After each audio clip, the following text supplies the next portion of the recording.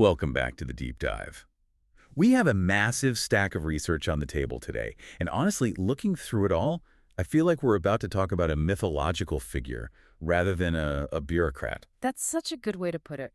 Usually when we talk about history, we're talking about presidents, generals, maybe a revolutionary or two, people whose faces are on the currency. Right. The elected officials. The ones who lead armies. Exactly. But today, we're talking about a guy who never held an elected office. He never got a single vote from the public for anything. And yet, if you are anywhere near New York, New Jersey, or Connecticut, you are essentially living inside a machine that he built. It's not just living inside a machine he built, it's living in a physical reality he sculpted. We are talking about Robert Moses. And you're right, bureaucrat is the technical term, but it feels woefully inadequate. It really does. If you look at a satellite map of the New York metropolitan area, just, pull up Google Maps and zoom out.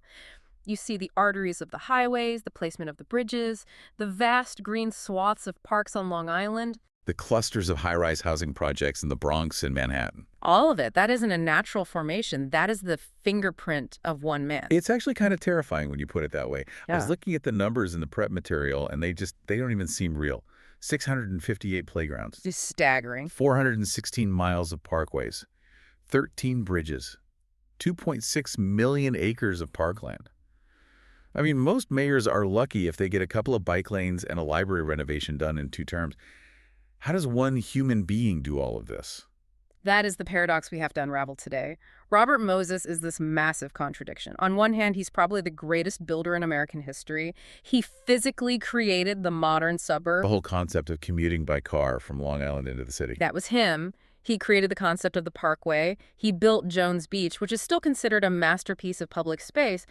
But on the other hand, the cost of that construction, human, social, political, it was staggering. All right. He displaced hundreds of thousands of people. He destroyed entire neighborhoods. He entrenched segregation through concrete.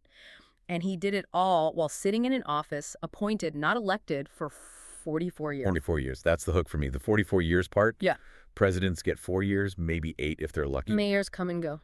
But Moses stayed. He was there for Al Smith. He was there for FDR. He was there for LaGuardia. He was there for Rockefeller. He outlasted every single one of them. He saw them as temporary employees. So the mission for this deep dive isn't just to list what he built. I mean, anyone can read a Wikipedia list. We need to figure out how he did it. What was the mechanism? How does a guy with a PhD in political science hack the democratic system so effectively that he becomes more powerful than the people who are technically in charge of him? And to understand the how, we have to go way, way back. And I think we have to strip away the image of the old man Moses, the heavy, scowling guy in all the photos, and look at where he started. Okay. Because he didn't start as a power broker. He started as an idealist. Yeah, this really surprised me in the research. He wasn't some, mob boss type. He was a rich kid from New Haven, Connecticut, born in 1888. Right. His parents were wealthy German Jews. His father was a successful department store owner who retired early, and they moved to a townhouse on East 46th Street in Manhattan. He had every advantage. And the education to match. Yale, then Oxford, then the PhD in political science from Columbia. He was swimming in academia. He was brilliant. I mean, a legitimate genius. At Oxford, he fell in love with the British civil service system. He got obsessed with the idea of a government run by the best and brightest, a meritocracy uncorrupted by messy politics and backroom deals. So he comes back to New York. It's the progressive era, and he has this burning desire to fix things. He's on fire with it. He looks at New York City in the 1910s, and all he sees is Tammany Hall. Right. And for listeners who aren't history buffs, Tammany Hall was basically the political machine that ran New York for decades. It was corruption central, absolute patronage, bribes, jobs for the boys. You got a city job because you knew somebody who knew somebody, not because you were qualified. So it's everything he hated. Exactly. Yeah. It was inefficient and it was dirty. Moses looked at that and thought, this is irrational. Government should be scientific. It should be based on merit and efficiency. So he starts working for these reform bureaus. And what was he doing there? He's writing these incredibly detailed, almost obsessive plans on how to, rate the efficiency of garbage collectors based on the tonnage they picked up per hour. Wow. Okay. He's designing civil service exams. He's trying to bring his Oxford ideal to the grimy streets of New York. And failing miserably, right? The notes say he got completely stonewalled. Oh, completely. The politicians laugh at him. You have this arrogant intellectual academic coming in with his charts and his graphs, telling these seasoned street politicians how to run their city. They must have loved that. They chewed him up and spit him out. He was humiliated. He quit in frustration. And that failure, I think, is the single most important moment of his entire life, because he realized that being right wasn't enough. Having the best plan wasn't enough. You needed power. You needed power. That's the classic villain origin story moment. You know, the idealist gets crushed by the system and decides the next time he's going to bring a tank. And his tank was Governor Al Smith. This is where the story really, really starts. Al Smith was a rough-edged, cigar-chomping politician from the Lower East Side, the total opposite of the refined academic Moses. But Smith saw something in him. Smith was smart. He saw that Moses had ideas, incredible ideas, and more importantly, Moses had an unbelievable, inexhaustible energy. Moses could work 18 hours a day, 7 days a week. He just never stopped. So Smith brings him into his inner circle in Albany. And this is where Moses discovers his superpower. It wasn't public speaking. He was actually terrible at that. It wasn't shaking hands and kissing babies. It was drafting bills. I want to dig into this because bill drafting sounds like the most boring superpower imaginable. It sounds like being really good at filing your taxes or something. Oh, right. But in the notes, it describes this as a weapon. How does writing a bill give you power? This is the absolute genius of Robert Moses. Most people write laws to be understood. Moses wrote laws to be misunderstood, or rather to be ignored by the people voting on them until it was way too late. What does that mean? He realized that legislators in Albany were busy. They were often, frankly, lazy, and they didn't read the fine print. So when he drafted legislation to, say, create a new parks commission or a planning board, he would bury the real power in the definitions section. In the definitions. Or in cross-references to other obscure laws that nobody remembered. He would write a beautiful, high-minded preamble about the public good and green space for the children, and then slip in a sentence on page 47 that gave him dictatorial authority. Could you give us an example of what that looks like in practice? Because it sounds so abstract. Sure. Let's look at the phrase appropriation of land. A normal bill might say, the state can buy land for a park if the owner agrees to sell it at a fair price. Very straightforward. Okay. Moses would draft a clause that allowed for entry and appropriation by the filing of a map. It sounds like boring, technical, procedural language. Right. It just sounds like paperwork. But what it meant in practice was that Moses's commission could walk onto your private property, drive a stake into the ground, go back to the county clerk's office and file a map of the land they'd just staked out, and boom, the land belongs to the state. Immediately. Wait, immediately? Without a court order? Immediately. You can sue for the price later, but you cannot stop him from taking the land. The bulldozers could be there the next day. He hid the raw power of eminent domain inside boring procedural language that no one bothered to question. That is devious. So the legislators vote on it thinking, oh, this is a nice wholesome parks bill, and the next thing you know, Moses is bulldozing private estates on Long Island. That is exactly what happened. And the owners are calling the police, and Moses just waves a piece of paper and says, actually, this is my land now. Read the law you passed. That's precisely what he did on Long Island. He wanted to build the northern and southern state parkways and Jones Beach. But to do that, he had to go through the playground of the robber barons, the Vanderbilts, the Morgans, the financiers. Because they did not want that. They hated him. They didn't want the rabble from the city driving their noisy cars out to their quiet, exclusive countryside. They had armies of high-priced lawyers ready to fight him. But he beat them. He outmaneuvered them legally before they even knew it was happening. He used those boring bills to seize their land before they could even get an injunction. He played a different game, and he wrote the rules himself. This all leads to his first real consolidation of power. In the 1920s, under Governor Smith, he oversees this massive reorganization of the New York state government. Right. He takes something like 187 different overlapping, inefficient state agencies and shrinks them down to just 18 streamlined departments, which on the surface sounds like great, efficient government. Oh, but good government. What he always wanted. It was great efficiency. But it was also a massive centralization of power. And in the process, he creates brand new entities like the State Council of Parks and the Long Island State Park Commission. And let me guess, he gets himself appointed to lead them. Naturally. But here's the trick. He wrote the law so that the term of the Parks Commissioner was 6 years long. Okay. The governor's term at the time was only 2 years. Oh, I see where this is going. So even if a new governor gets elected and hates his guts, Moses can just wait him out. He's got 4 more years on his term.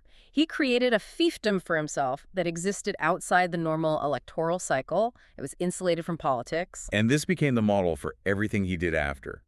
He wasn't just building parks, he was building a state within a state. Perfectly put. He was building a fortress of power, brick by legal brick. And he didn't stop with one job. The list of titles he held is just comical. At one point, he had 12 different positions simultaneously. 12, yes. New York City Parks Commissioner, Chairman of the State Council of Parks, City Planning Commissioner, Chairman of the Triborough Bridge Authority, Chairman of the State Power Authority. The list just goes on and on. Why? I mean, was it just pure ego? Or was there a strategic reason to have that many business cards? Oh, it was pure strategy. It was a web. It made him irremovable. Oh, so. Okay, so let's say you're the mayor of New York. And let's pick a strong one like Fiorello LaGuardia, the little flower. He was a very powerful, very strong-willed mayor. Right. You get mad at Moses because he's doing something you don't like with the city parks. He's tearing something down or refusing to build something. You, as mayor, want to fire him. So I call him into my office and say, "You're fired." And Moses looks at you and says, okay, fire me as city parks commissioner. That's your right. But I'm still the head of the State Parks Council, which, by the way, controls all the state parks that happen to be inside your city limits. Oh. And, he would continue, I'm also the head of the Triborough Bridge Authority, which has the money and the engineering talent you desperately need for your other public works projects. So if you fire me from Job A, I will use my power from Job B and Job C to strangle your administration. I'll block your permits, I'll withhold my funds, I'll make your life a living hell. He weaponized the bureaucracy against his own bosses. He was woven so tightly into the fabric of the government that you couldn't cut him out without unraveling the whole sweater. Precisely. Yeah. It was a system of mutually assured destruction, but only he had his finger on the button. And he used these positions to leverage each other constantly. He would use state money to force the city to do something, or city land to leverage federal money. He was the only person who knew where all the levers were. Because he was the one pulling all of them. Exactly. But levers and titles are one thing. You still need cash. I mean, concrete costs money. Steel costs money. And usually in a democracy, if you want money, you have to go to the city council or the state legislature, hat in hand, and ask for it. And they can say no. And Robert Moses hated asking. He despised it. He hated being dependent on politicians who could cut his budget or question his vision. So he found a way to never have to ask again. He perfected the public authority. This is the money machine we have in our outline. Yeah. I think this is the part that most people don't understand about how New York, or really any major infrastructure, works. We hear Port Authority or Triborough Bridge Authority, and we just think government department. But it's not, is it? It's a fundamental misunderstanding. So what is it? A public authority is a corporation. It's a quasi-governmental entity created by the state to do a specific job, usually building and running something that generates revenue, like a bridge or a port. It operates like a business. It operates exactly like a business. It issues bonds, which are basically loans from private investors on Wall Street, to get the cash to build the bridge. Then it charges tolls to the cars crossing the bridge. That toll money is then used to pay back the investors with interest. Okay, that sounds pretty standard. You borrow money to buy a house, you pay the mortgage, and eventually you own the house free and clear.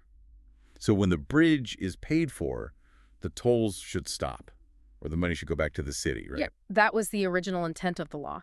And that's the democratic check on the authority's power. Once the debt is gone, the authority is supposed to dissolve. But that's not what happened with Moses. Not at all. Let's look at the Triborough Bridge, the massive complex connecting Manhattan, Queens, and the Bronx. It opened in 1936, and it was a cash cow from day one. The tolls were just pouring in, millions and millions of dollars a year. So the bonds were going to be paid off pretty quickly. Way ahead of schedule. But Moses saw this looming deadline. If the bonds were paid off, the Triborough Bridge Authority would go out of existence, and he would lose his independent power base. He'd lose his money. He'd have to go back to begging the legislature. So what did the best bill drafter do? He found a loophole in corporate finance. He rewrote the bond contracts. He essentially went to the investors and said, hey, Instead of me paying you back now, how about we refinance? I'll keep the debt going, and I'll use all this extra toll money as collateral to issue new bonds to build another bridge. The Bronx-Whitestone Bridge. Exactly, and then a tunnel, and then another highway. He created a cycle where the debt was never fully retired. The Triborough Bridge Authority became a perpetual motion machine of money and construction. It's like having a credit card with an infinite limit, where the minimum payment is always covered by the tolls and you can just keep spending the principal on whatever you want. And here is the absolute kicker. Because the authority was a separate corporation with its own independent revenue source, Moses didn't need tax money. He didn't need the mayor or the governor or the city council to approve his budget. He had his own bank account. He had his own bank account. In the 1940s and 50s, the Triborough Authority had more disposable income, more cash on hand than the city of New York itself. That is just mind-blowing. Right. He essentially privatized a core function of public infrastructure for his own use. And he locked it down legally. This is the final turn of the screw. In the bond contracts, the agreements with the Wall Street investors, he included covenants. These are legally binding promises to the bondholders. What did they say? They said that the state of New York and the city of New York could not interfere with the authority's operations, reduce its powers, or limit its ability to collect tolls, as long as a single bond was still outstanding. And since he was always issuing new bonds? The bonds were never paid off, and here's why that matters. The U.S. Constitution has a clause that forbids states from impairing the obligation of contracts. So if a governor tried to fire Moses or take his toll money, Moses' lawyers would sue, and the Supreme Court would step in and say, you can't do that. You're breaking a contract with Wall Street. He engineered a situation where democracy literally could not touch him. That is, honestly, it's brilliant in a terrifying Machiavellian way. It was a masterpiece of legal and financial engineering. And that financial independence is what allowed him to shape the city for the next 30 years without anyone being able to stop him. So let's talk about what he actually did with all that power and all that money. Because we can't deny the sheer volume of stuff he built. And a lot of it happened during the absolute worst time, the Great Depression. Right. The 1930s. The country is on its knees. Unemployment is at 25%. Franklin D. Roosevelt starts the New Deal. The federal government is basically printing money through agencies like the WPA, the Public Works Administration, to try to get people back to work. And they're desperate for projects. They're desperate. But here's the catch. You can't just throw money at a vague idea. You need blueprints. You need engineering surveys. You need cost estimates. You need to be, in the lingo, shovel-ready. And most cities weren't ready. They were broke. Their planning departments were shells. Exactly. Most cities had vague concepts. We'd like a park over here someday. But Robert Moses had been working for years. He had a massive salaried staff of the best engineers and architects paid for by his early state commissions. And he had them designing projects that he didn't even have the money for yet. He was planning for a future he couldn't afford. He had drawers, literal file cabinets full of blueprints, the Triborough Bridge, the West Side Highway, dozens of parks and pools. So when the federal spigot opened, Moses showed up in Washington and said, I can put 50,000 men to work tomorrow. Here are the plans. And Washington must have just seen him as a savior. He was their dream come true. So New York City got a massive, completely disproportionate share of New Deal funding, simply because Robert Moses was the only guy in the country who was ready to spend it and spend it fast. And one of the most famous results of that spending spree was the swimming pools, the summer of 1936. It was a legendary summer. It's the middle of a brutal heat wave in the dead center of the Depression. People are suffering. And in one summer, Moses opens 11 massive outdoor swimming pools. McCarran in Brooklyn, Astoria in Queens, Highbridge in Manhattan Sunset Park. All over the city. And these weren't little wading pools. These were aquatic cathedrals. Some of them could hold 10,000 people at a time. I was looking at photos of the Astoria pool from opening day. It looks like a Roman spectacle. The scale, the architecture, the lighting, it's unbelievable. He used a grand architectural style, a mix of streamlined, modern, and classical. It was meant to be imposing, monumental. He used underwater lighting, which was cutting-edge, expensive technology at the time. Why go to all that expense during the Depression? He included heating systems in the filtration plants so they could extend the swimming season into the spring and fall. He wanted the poor children of New York, kids who lived in sweltering tenements, to feel like they were entering a palace. He had this philosophy that public didn't have to mean cheap or ugly. He wanted to give them the best. That sounds incredibly noble. The best for the most. But this is where we have to pivot to the darker side of the ledger, because you can't talk about Moses and his cools or his parkways without talking about who he thought the public was and who was allowed to enjoy these creations. This is the shadow that defines the second half of Robert Caro's book, The Power Broker, and it's the part of his legacy that is the most debated and the most toxic. The accusation is that Moses was deeply racist and classist, and that he designed the physical city to enforce those prejudices. Let's address the specific allegations because they're explosive. The cold water story is the one that always comes up in relation to the pools. The idea that he deliberately kept the pool water cold to keep black people out. Is that true? Well, let's look at the source for that claim.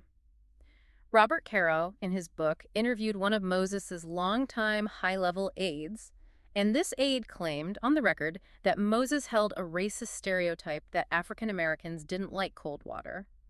And that, based on this belief, he instructed the pool engineers to lower the temperature in pools located in or near black neighborhoods to deter them from coming.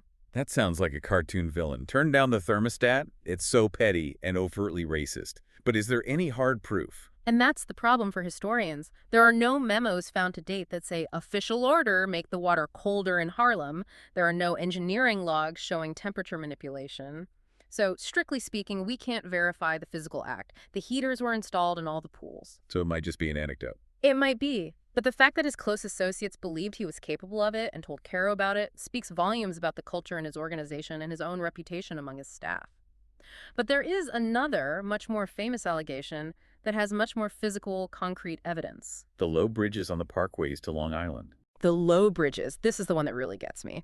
If you drive on the Southern State Parkway on Long Island today, the overpasses, the beautiful arched stone-faced bridges that go over the road are incredibly low. Dangerously low sometimes. Trucks are always hitting them. They are, and the allegation, again laid out in meticulous detail by Caro, is that Moses designed them that way on purpose to prevent buses from using the parkway. Because in the 1930s and 40s, poor people and people of color overwhelmingly did not own cars. They relied on public transportation, on buses.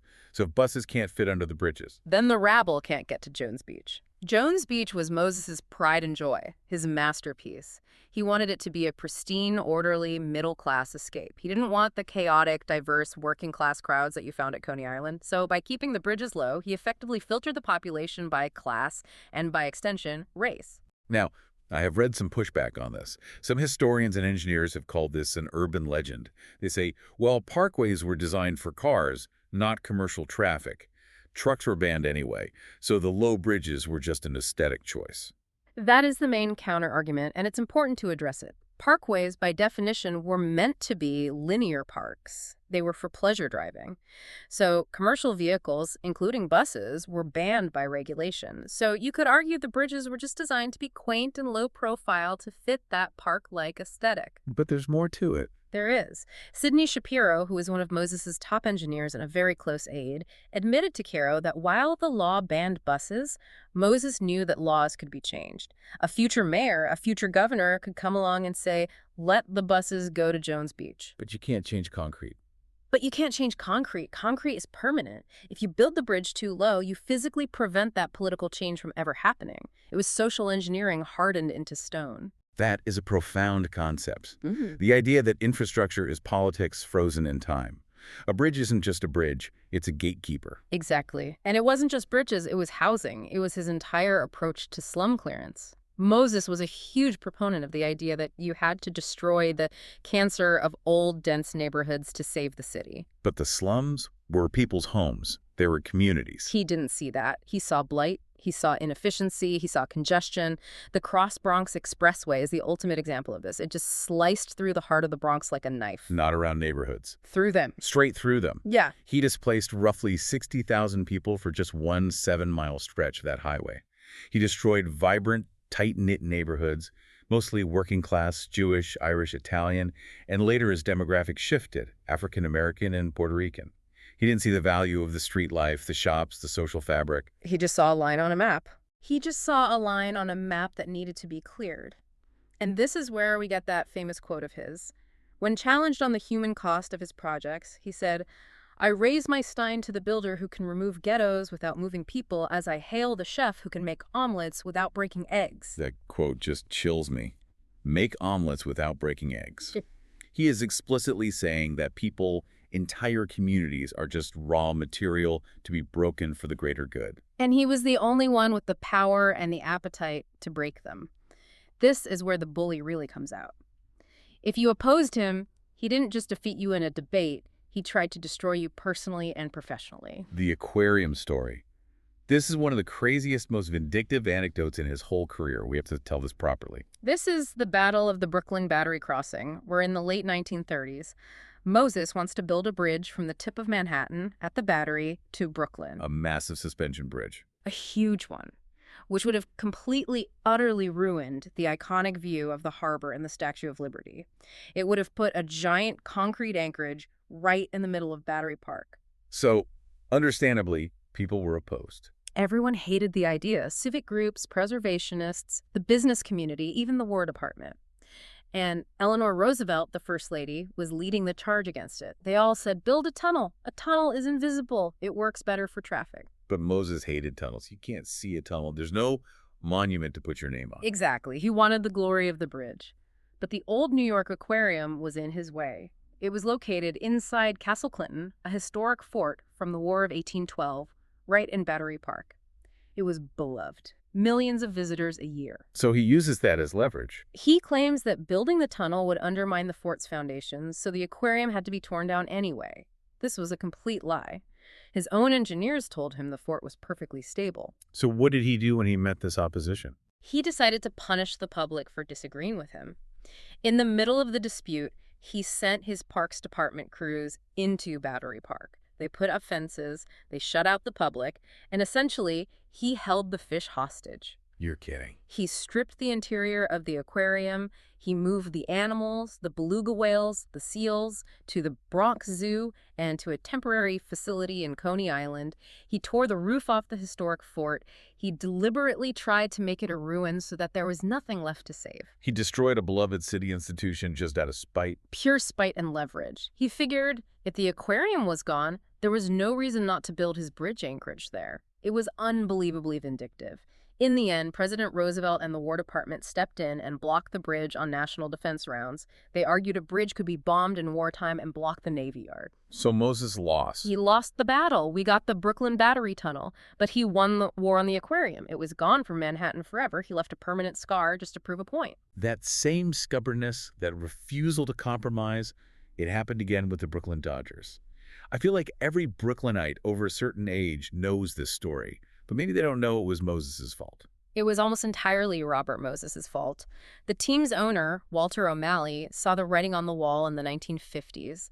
Ebbets Field was old, it was tiny, and it had basically no parking. And the age of the automobile was here. Right. O'Malley wanted to build a new, modern domed stadium, and he had the perfect spot, the intersection of Atlantic and Flatbush Avenues. Which is where the Barclays Center is now. It's a huge transit hub. It's the perfect location. It was the logical place. All the subway lines meet there. The Long Island Railroad is right there. It was accessible to everyone. O'Malley had financing. He just needed the city to use its power of eminent domain to help him assemble the last few parcels of land. So he went to the most powerful man in the city, Robert Moses. And Moses said no. Flat out no. Why?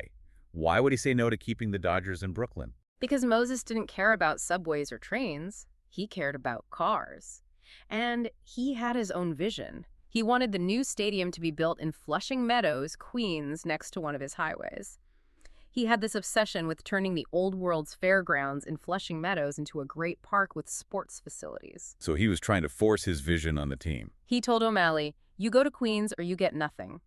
He refused to use eminent domain for what he called a private enterprise in Brooklyn, even though he'd used it for countless other projects. And O'Malley said, I'm not going to Queens. We're the Brooklyn Dodgers. And he also said, if I can't build in Brooklyn, I'm going to Los Angeles. And Robert Moses, in his supreme arrogance, called his bluff. He refused to budge an inch. He thought O'Malley would come crawling back. But he didn't.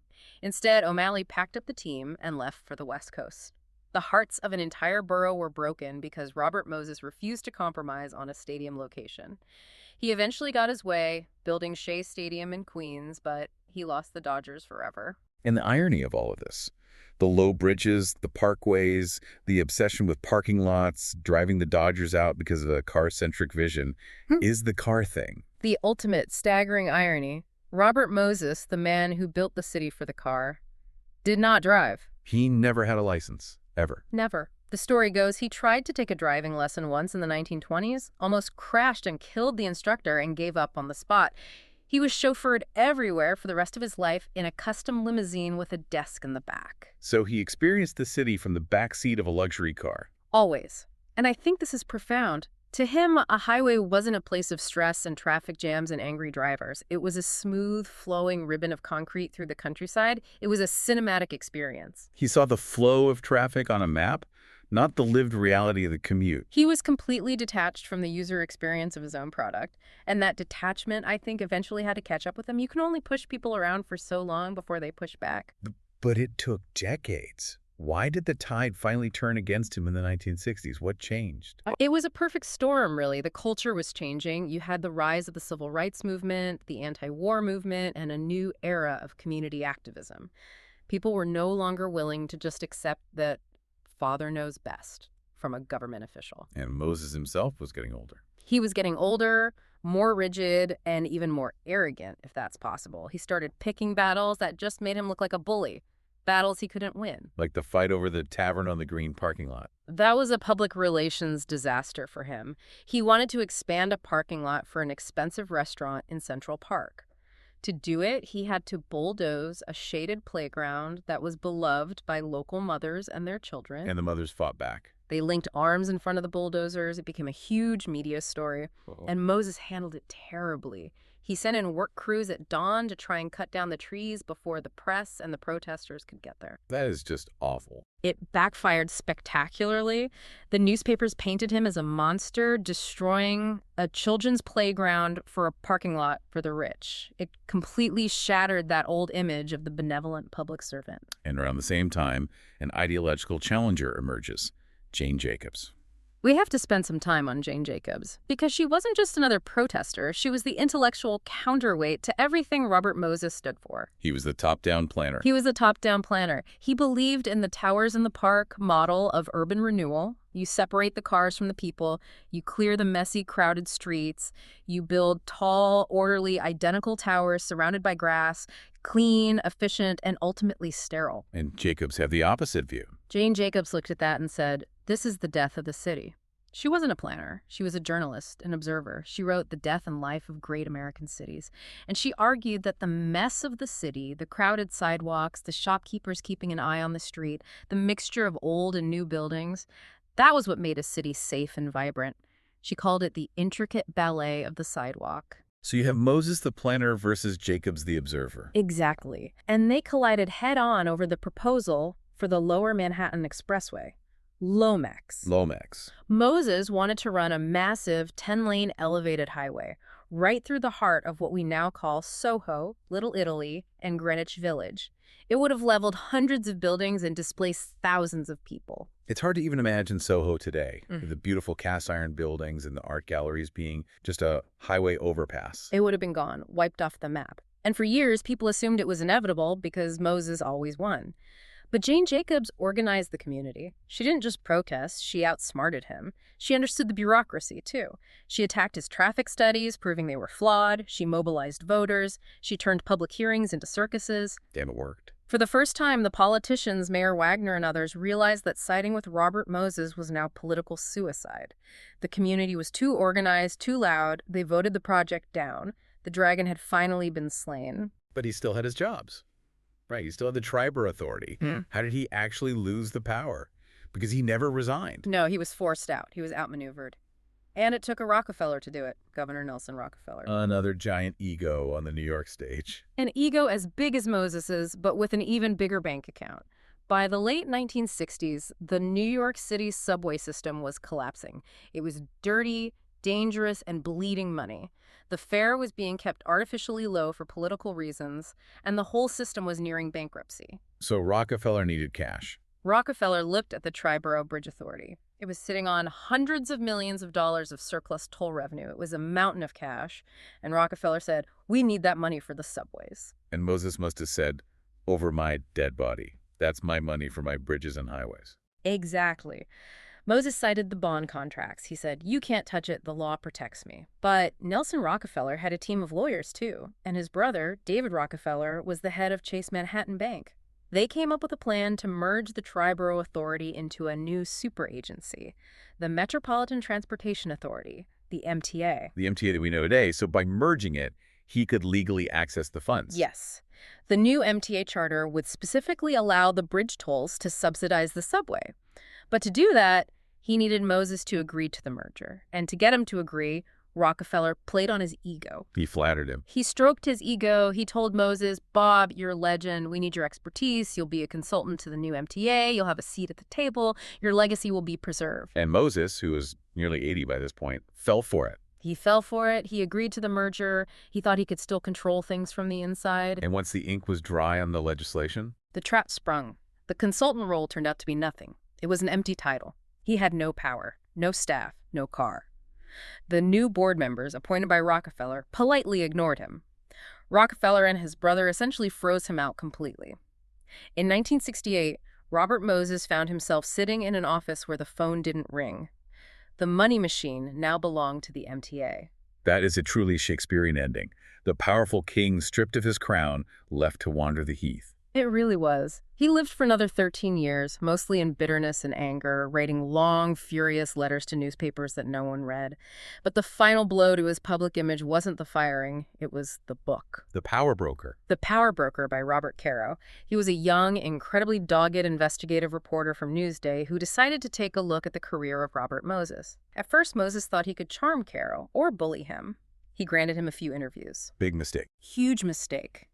Caro spent 7 years digging. He conducted over 500 interviews. He went through mountains of documents. He found the evidence of the racism. He found the financial trickery. He found the ruined lives of the people who were displaced. And the book came out in 1974. It came out, it was over 1,200 pages long, and it was a devastating indictment. It won the Pulitzer Prize, and it completely destroyed Moses's public reputation forever. He went from being widely known as the master builder to the master villain. overnight.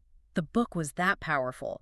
Moses himself wrote a 23-page rebuttal, but it was useless. The damage was done. It's amazing how a single book can so completely rewrite the public understanding of history. Before that, people grumbled, but Caro gave them the receipts. He showed the mechanism. He showed how power really worked, not how we pretend it works in civics class. But now, here we are, decades later. The Power Broker is almost 50 years old. And I feel like the conversation is shifting again. I hear people whispering, almost secretly, "Man, I wish we had a Robert Moses today." That's the "at least he got things done" argument. And you hear it a lot. We live in an era of analysis paralysis and gridlock. Right. The Second Avenue subway took basically 90 years to build 3 stops. Congestion pricing in Manhattan has been debated for decades. Environmental reviews for a new bridge can take years, even before a shovel hits the ground. People look at something like the Whitestone Bridge, which Moses built in just 2 years, ahead of schedule and under budget, and they think, maybe we need a dictator. It's the temptation of efficiency over democracy. It is, and there's a serious argument to be made that New York City might not have survived the economic collapse of the 1970s and 80s without the vast infrastructure that Moses built. The highways kept the city connected to the regional economy when the port and manufacturing died.